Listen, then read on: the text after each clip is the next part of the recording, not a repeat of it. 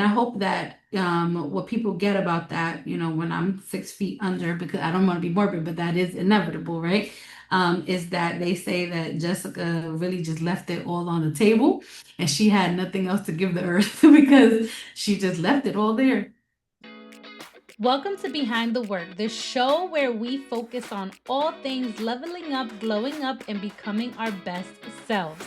I'm your host, Jessica Santana, and I'm bringing you the tips, tricks, and strategies that help us reach our highest potential. So, whether you're working at a company, building your business, or you're just trying to level up, this is for you. At Behind the Work, we believe that we all have to go up together, so make sure you're tapped in. Hey everyone, welcome to another episode of Behind the Work, the show where we dive deep on all things leveling up, glowing up, and becoming our best selves. I'm your host, Jessica Santana, and if this is the first time you're tuning in, I want to say welcome to the show.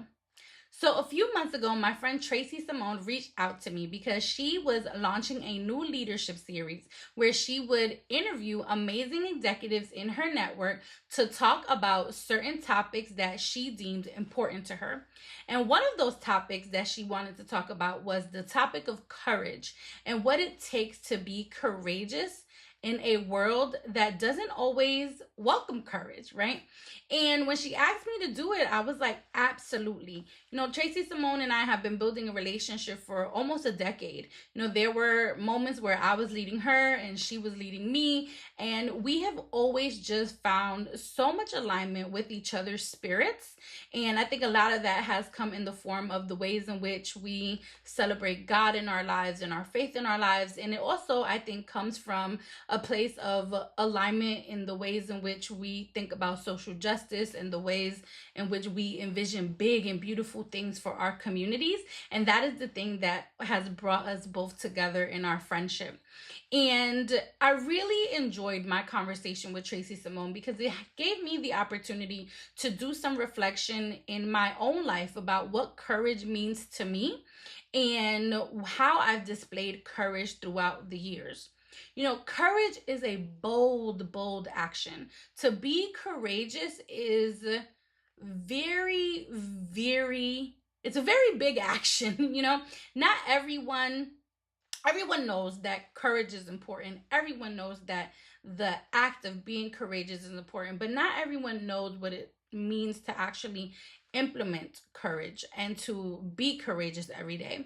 And there were times in my own journey where I thought about what does courage mean to me and whether or not I'm being courageous and whether or not the moments I have been courageous, I should have been courageous. And so I think that courage in a world that is trying to instill fear in you, courage in a world that is calling you to be things other than yourself. I think courage in a world that is explicitly leaving people out through the systems that it designs.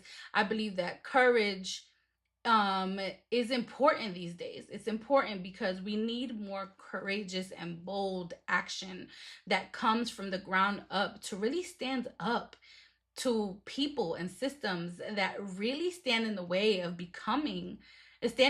us becoming our best selves and us realizing beautiful things for our communities. And so this week, I'm not interviewing anyone. I'm actually going to be interviewed by Tracey Samone. And this is the interview that her and I did for her platform. I believe that the stories I shared in this interview are important. I believe that they can help people. And I hope that for those of you who have an opportunity to listen to the show this week, that you all leave with the message that courage is a beautiful thing. It is a hard thing, but it is a beautiful thing in action. And that when you are courageous, you give the world the permission to also be courageous and to also be bold in their actions. And so I want to thank you all for tuning in. And I hope that you all enjoy this different kind of content. I'm trying to make sure that I leverage the things that I've already been doing and bring them onto the platform. And so this is the first time I'm doing it this way.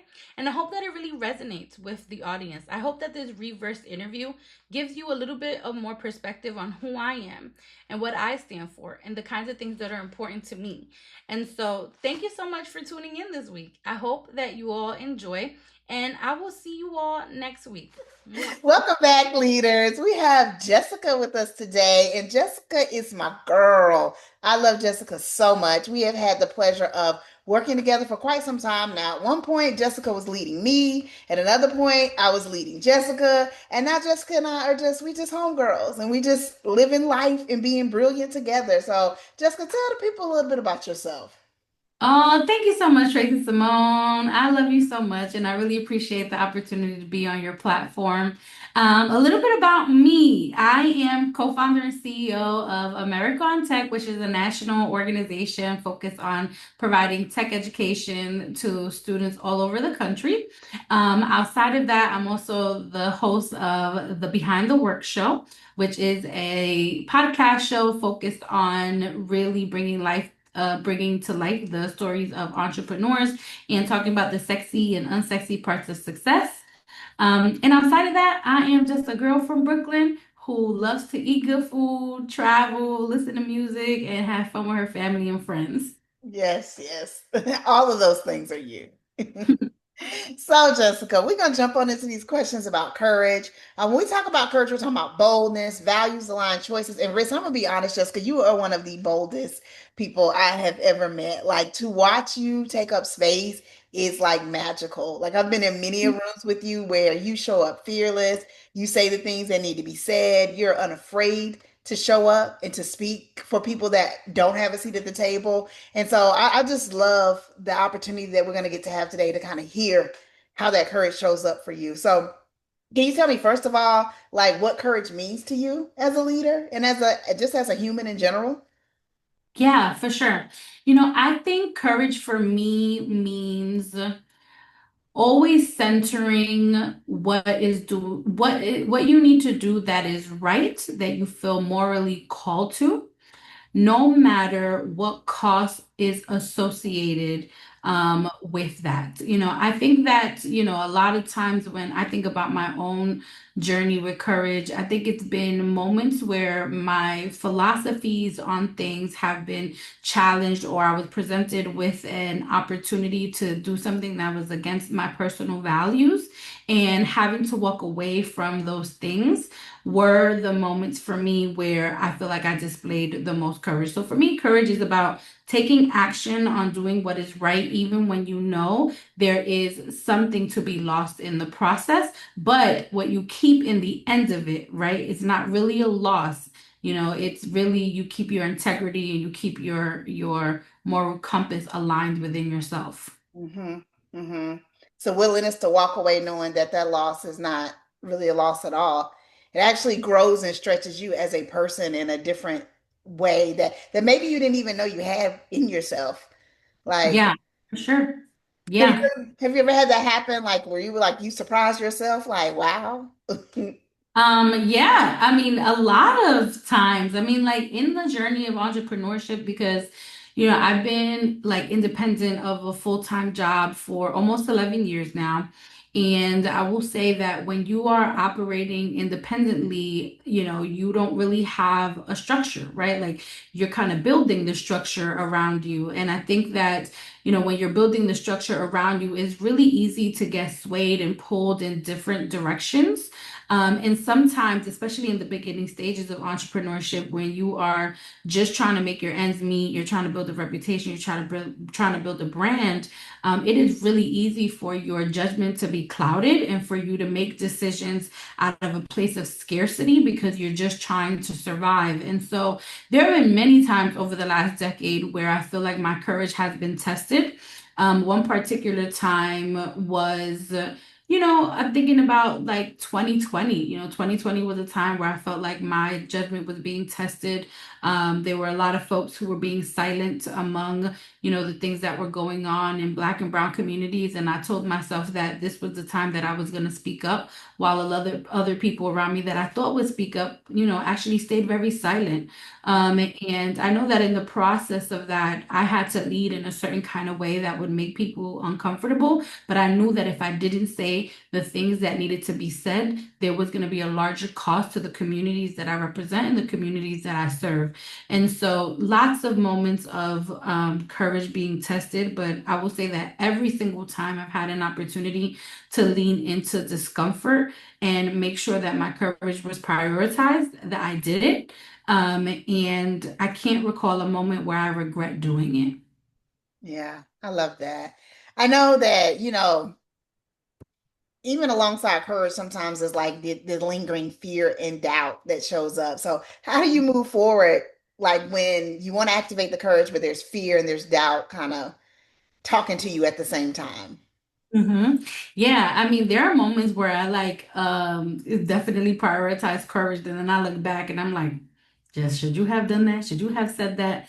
Should you have been the person to like call out the thing that no one wants to call out?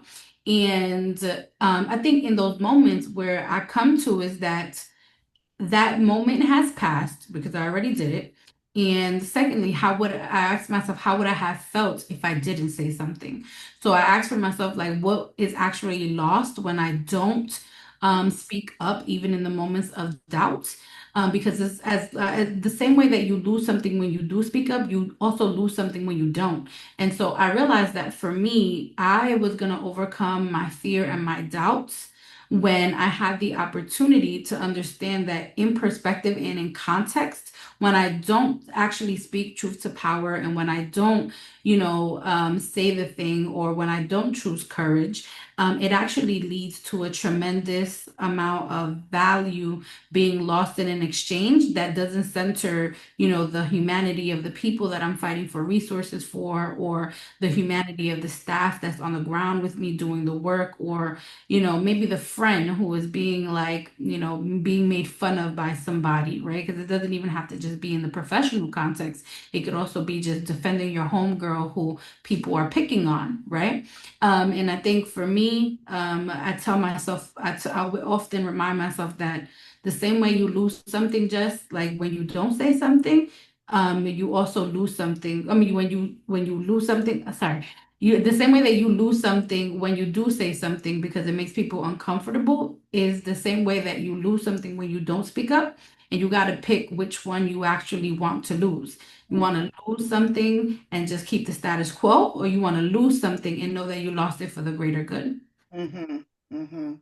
I love that counter narrative, like the idea that something is going to be lost regardless, and like which one matters most to you, which one allows you to show up as your true self and who you are, being your own integrity.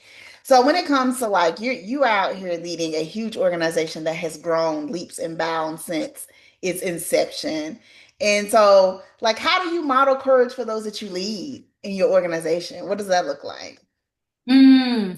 I think for me, I've always said that when I was growing up, I was always looking for someone like me, right? Like I was always looking for like the Puerto Rican girl from Brooklyn in leadership, and I never had it, right? Like I never found it.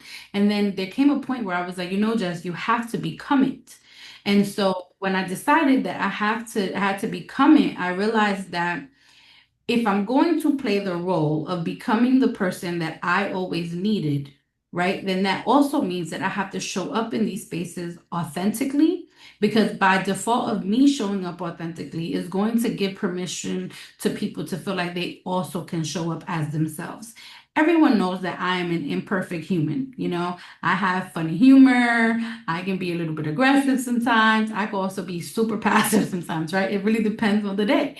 But I think all of those things that I bring to the table as a full human being, outside of being the role of a leader in an organization, I also think is what has allowed me to build trust with my staff, because they know that the difference between someone who is leading and someone who is partnering with them is the difference between someone showing up as who they are and someone who is just trying to get something done. And I think when you are a CEO or you're a founder, you're leading an organization, you got to know that you are not just, delegating tasks to people and like being a dictator and telling them what to do and just giving them a vision. Like you got to know that they're also a part of that process with you. And you got to give people insight into how your mind works and how your integrity works and how your value system is aligned so that they can actually get on board with the vision that you do have set out and not have them feel like they haven't been a part of that process. And the only way that that happens is if you are authentically leading as yourself and giving them the opportunity to see you for what you're trying to accomplish and how you're trying to accomplish with them. Accomplish it with them in partnership. And so that's my philosophy around that. I love that. I love that. So before we switch gears and talk about your leadership legacy, I do want to talk a little bit about your podcast that you're doing because I feel like like you've shown a ton of courage with America on Tech, but now you are dipping your toe into a whole another arena. And I know that it took courage to show up in that way too. So tell us a little bit about it so that we can check it out. I really appreciate that. So I did after American Tech turned 10 years old, in November of last year, I took a 2 month sabbatical from work and it was a board approved sabbatical. And during that time, I was on a balcony in Cartagena, Colombia. And I was just doing some painting on canvases. And I'm a very big spiritual person. So I speak to the ocean, I speak to the universe, I speak to God, right? And I remember asking God, like, what is my next step? Like, what am I supposed to be doing? And do I still love the work that I'm doing after I've left it all on the table for 10 years? And in that moment, a few things became clear to me. The first thing is that I still love what I do with American Tech. And I also have other interests as well, and I was just like, well, what has been some of those interests that have come to you, but you haven't pursued because you haven't had the time or the bandwidth, or you've been afraid because you haven't, wanted to look like you are an unfocused founder or CEO. And I realized that the work of behind the work has always been something I've wanted to do. Like I've always wanted to do the podcast. I've always wanted to do the show. And I will say that that was inspired by my days in Los Angeles. And I also think when I started learning more about, the chakras and my throat chakra, that it really was the moment where I was like, Jess, like you should do this. But I didn't take a bet on myself until the sabbatical.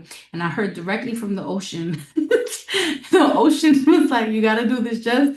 I heard directly from God, you got to do this, Jess.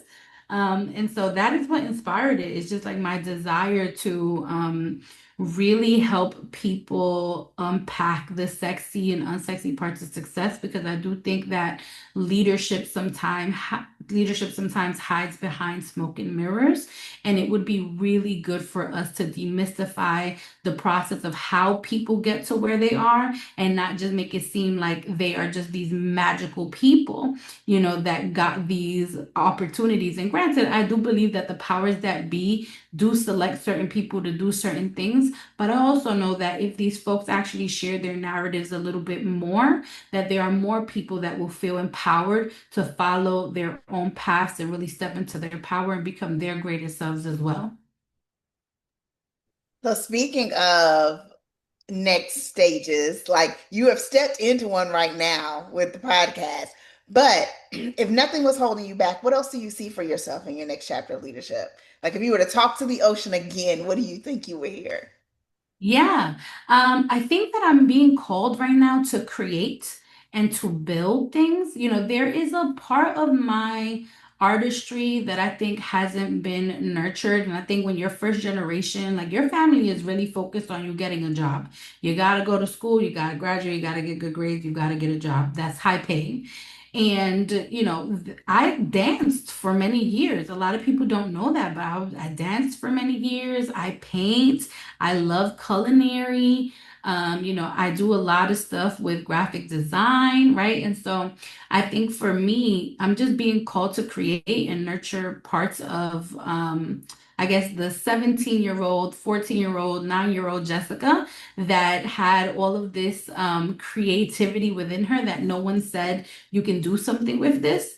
And I want that to be a part of my leadership legacy because I see that as interconnected with my own healing, but also the ways in which I also expand my own potential in the world.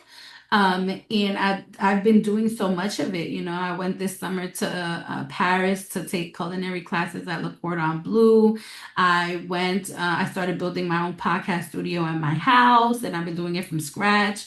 I've been creating a lot of content on like food that I really like and restaurants that I frequented when I was not frequented, but that I visited when I was in Europe. And so I'm just being called to create. And I think my leadership legacy is gonna be around building systems for our kingdom and about making sure that whatever I do moves culture forward. And I see all of these things that I'm doing as part of that. And I hope that what people get about that, you know, when I'm 6 feet under, because I don't want to be morbid, but that is inevitable, right? Is that they say that Jessica really just left it all on the table and she had nothing else to give the earth because she just left it all there. Yeah, that is my hope too, Jessica. And I'm just so blown away by you and your amazingness and how you're showing up in the world. It's so inspiring. And I can't wait to see more of what you create, your art. And I mean, I didn't know you dance, so I like to dance too. So we're gonna have to go dance. And I like to paint. I don't know if you can see in the back, I've started painting too. I was like, oh my goodness, like something has unlocked to me, and I've been putting paint to canvas every week now. So maybe we're gonna have to get us a painting and dancing day going sometime. Real soon. Especially since AOT is now in the A, and you I can know. Atlanta. Now that Atlanta, I know. Now that we're in Atlanta, you know we can definitely do that stuff together. Yes, ma'am. Yes, ma'am. Thank you so much for your time and your wisdom. It was so many great nuggets in here today, and I just can't wait for the people to see it and to check out your podcast. All right, leaders, we appreciate you showing up this Friday. I'm Dr. Tracey Samone, Queen of Clarity and Care, your go-to strategist, facilitator, and coach, helping you get unstuck, get things done, so you can build a legacy that lasts. And we will see you next Friday. Bye. Thanks for tuning in to today's episode of Behind the Work. If you enjoyed today's episode, make sure that you subscribe to our channel on YouTube. Check us out on Apple Podcasts, Spotify, and follow us on social media. I'm really looking forward to seeing and hearing how this show is leaving an impact on you.